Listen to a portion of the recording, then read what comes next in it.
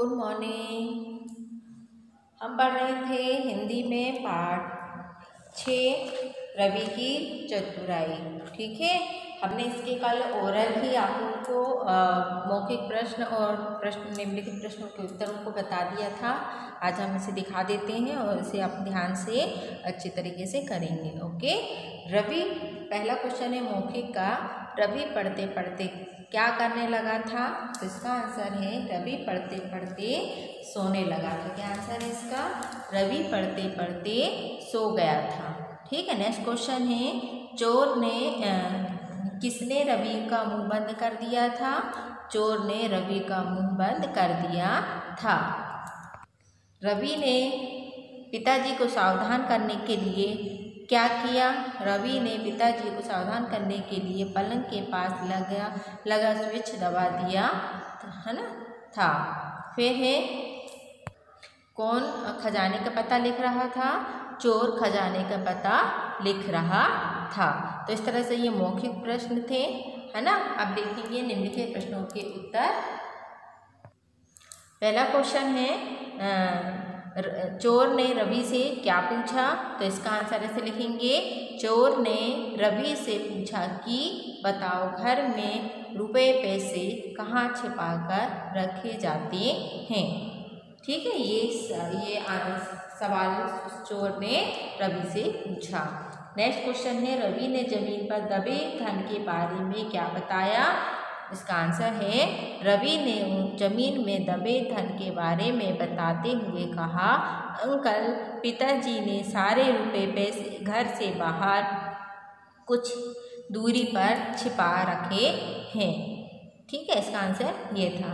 फिर है third number, चोर कैसे पकड़ा गया? तो इसका उत्तर है चोर रवि की चतुराई और सूझबूझ और साहस से पकड़ा गया या चोर पकड़ा गया।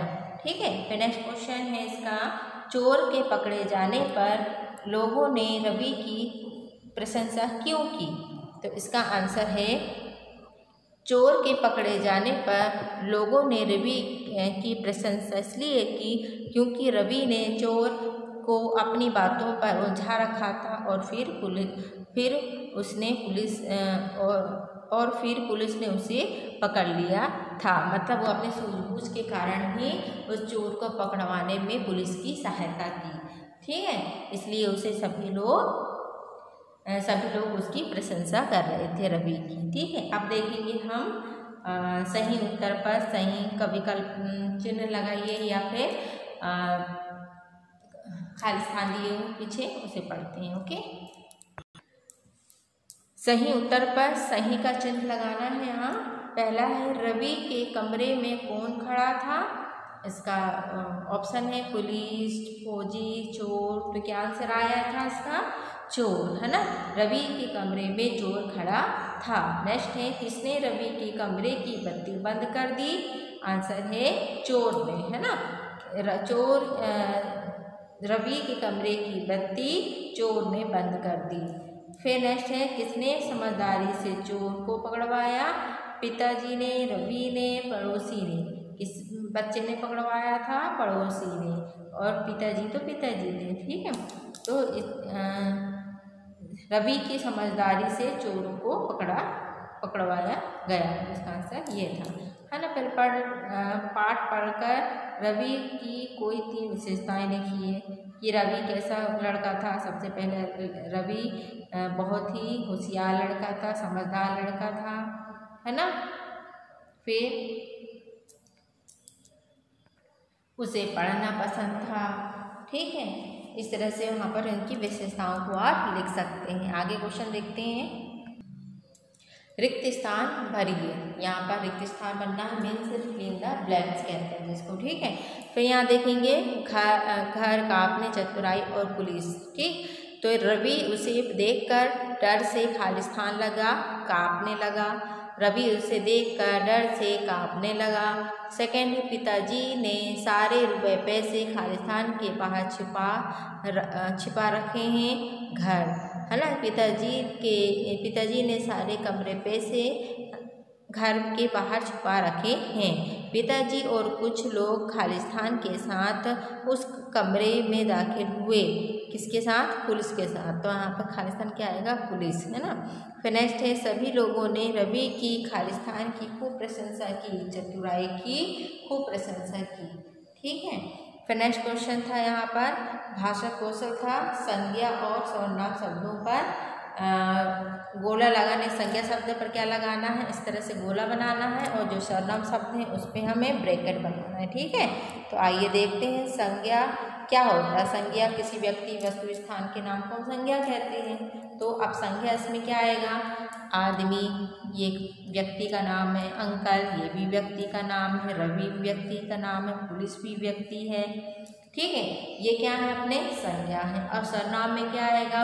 उसे, आपको, यह, उसका। ये किस में आया? हमारा सर्वनाम में आया। ठीक है।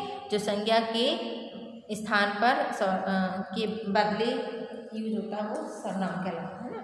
फिर यहाँ पर है रिक्त स्थान भरना है। विशेषण दिया है, व्यक्तिवाचक संज्ञा है, मतलब यहाँ पर हमें भरना है। रवि खालिस्तान है, विशेषण है, यह व्यक्तिवाचक संज्ञा है, मतलब एक व्यक्ति का नाम है, इसलिए यहाँ पर व्यक्तिवाचक संज्ञा आएगा। ठीक है।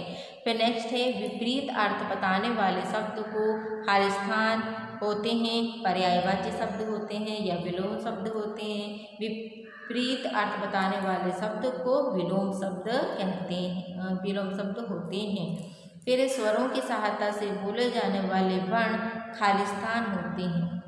क्या होते हैं? व्यंजन, है ना। व्यंजन जो होते हैं वो बिना स्वरों की सहायता से बोले ही नहीं जा सकते, इसलिए हमें व्यंजन के बोलते समय हमें स्वरों की सहायता लेनी पड़ती है ना। संज्ञा या सर्वनाम की विशेषता बताने वाले शब्द खालिस्तान होते हैं। विशेषण, ठीक है। संज्ञा या सर्वनाम की विशेषता बताने वाले शब्द को विशेषण कहते हैं। ठीक है। फिर है किसी के लिए आदर प्रकट करना है तो खालिस्तान का प्रयोग करते हैं। किसका प्रयोग करते हैं? एक वचन का, बहुवचन का प्रयोग करते हैं। ठीक। अब यहाँ पर पढ़िए, समझिए और लिखिए। अपने से करके लाना, ये होमवर्क है आपका कि आप इसे अपने से करिए। जैसे धीरे धीरे लिखा हुआ है यहाँ पर। फिर धीरे धीरे में से होता है फुसफुसाना, फिर बक बक करना क्या होगा?